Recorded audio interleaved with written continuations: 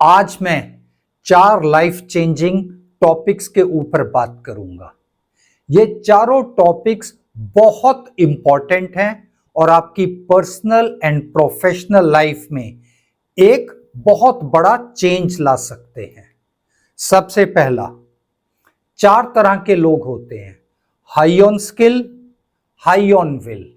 वो किसी भी ऑर्गेनाइजेशन के लिए बहुत प्रीमियम है क्योंकि उनमें स्किल एंड विल बहुत हाई है। Second, high on skill but low on will. उनको अपनी विल के ऊपर काम करना पड़ेगा क्योंकि लाइफ में ग्रो करने के लिए सिर्फ स्किल ही काफी नहीं है, आपको अपनी विल भी बहुत स्ट्रांग रखनी पड़ती है। So they need to work upon their will. Third, low on skill but high on will.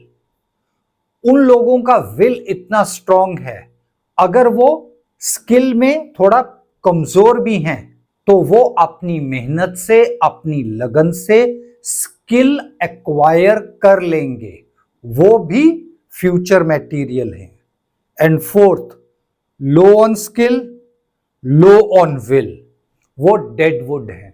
उनको अपनी स्किल एंड विल दोनों के ऊपर काम करना पड़ेगा। सेकंड टॉपिक, 3 तरह के लोग होते हैं। इंटेलिजेंट, जो दूसरों के एक्सपीरियंस, दूसरों की गलतियों से सीखते हैं। एंड सेकंड, जो अपनी गलतियों को एज एक्सपीरियंस, एज लर्निंग सीखते हैं और उनको इंप्रूव अपॉन करते हैं, वो वाइज कैटेगरी में आते हैं। एंड थर्ड, जो अपनी गलतियों से भी नहीं सीखते, वो फूल कैटेगरी में आते हैं। हमको पहली 2 कैटेगरी में रहना चाहिए, इंटेलिजेंट एंड वाइज। अगर हम ये सोचें कि मैं सिर्फ इंटेलिजेंट कैटेगरी में रहकर ही लाइफ में बहुत ग्रो कर लूंगा, तो ये पॉसिबल नहीं है। हम डे टू डे इतने डिसीजन लेते हैं लाइफ में, और जब हम डिसीजन लेते हैं 10 डिसीजन में अगर 1 या 2 गलत भी हो गए, doesn't matter, more important is कि उन गलतियों को रिपीट नहीं करें, उनको एज लर्निंग लें। Third topic of the day, this is on change management. Change के ना 4 स्टेजेस हैं। सबसे पहला स्टेज है डिनायल का। देखिए, हम एक काम करने के, एक रूटीन के हैबिचुअल बन जाते हैं, एक आदत बन जाती है। जब हमें कोई नया सुझाव, कोई नया काम करने का तरीका बताया जाता है, कुछ नया स्किल एक्वायर, नया टेक्नोलॉजी एक्वायर करने के लिए बताया जाता है, तो सबसे पहला हमारा एक रिएक्शन होता है डिनायल। हम उसको मना करते हैं, ये नहीं हो सकता, इसके बिना भी काम हो सकता है, इसके बिना भी ग्रोथ हो सकती है। लेकिन जब उसके ऊपर हम और डेलिब्रेट करते हैं, अपने सीनियर, मेंटोर, कोलीग्स के साथ और डिस्कस करते हैं, तो हम एक कंफ्यूजन की स्टेज में आ जाते हैं। हमको लगता है ये हो तो सकता है, लेकिन कैसे होगा? ये फायदेमंद तो है, लेकिन ये कैसे होगा?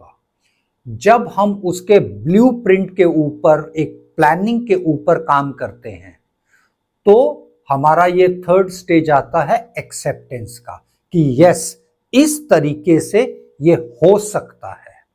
और चौथा स्टेज आता है इंप्लीमेंटेशन का, जब हम उस ब्लूप्रिंट, उस प्लान के ऊपर एग्जीक्यूट करते हैं, उस पर काम करते हैं। और जैसे जैसे हम उस पर काम करते हैं, अगर कहीं कुछ फाइन ट्यूनिंग करना होता है तो वो कर हम आगे बढ़ जाते हैं। So that is on change management. And fourth topic of the day, this is how we are being judged and how we जज अदर पीपल आल्सो। जब हम किसी को मिलते हैं, चाहे वो नोन हो या अननोन हो, चाहे वो पर्सनली हम किसी को मिले या प्रोफेशनली किसी को मिले, तो हम उसको कहीं ना कहीं जरूर जज करते हैं। उनकी पर्सनालिटी को लेकर, उनकी ड्रेस सेंस को लेकर, उनकी नॉलेज को लेकर, उनकी स्किल्स को लेकर, उनके कॉन्फिडेंस को लेकर, हर चीज को लेकर कहीं ना कहीं हम जरूर जज करते हैं।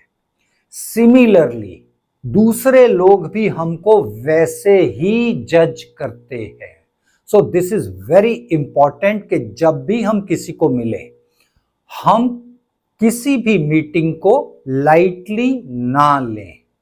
हम अपने experience, knowledge, skills, presentation, dress sense, बात करने का तरीका, हर एक में बहुत सिंसियरली, सीरियसली उनसे बात करें। और जब हम किसी से बात करें तो सबसे पहले नॉलेज, वो हमको उस पर आंकेंगे, और नॉलेज ट्रांसलेट करता है हमारे कॉन्फिडेंस के ऊपर, और कॉन्फिडेंस आगे ट्रांसलेट करता है हमारे कम्युनिकेशन के ऊपर, एंड हमारी पर्सनालिटी, हमारे ड्रेस सेंस, हमारे एटिकेट्स, हमारा बात करने का तरीका। So all these are interlinked. So make sure कि हम अपने आप को बहुत gracefully knowledge, skills, personality, etiquettes के साथ रिप्रेजेंट करें, और एक बहुत पॉजिटिव इंप्रेशन उनके ऊपर एवरलास्टिंग जरूर छोड़ें। ऐसे कुछ और कैरियर टिप्स के साथ जल्द मिलते हैं।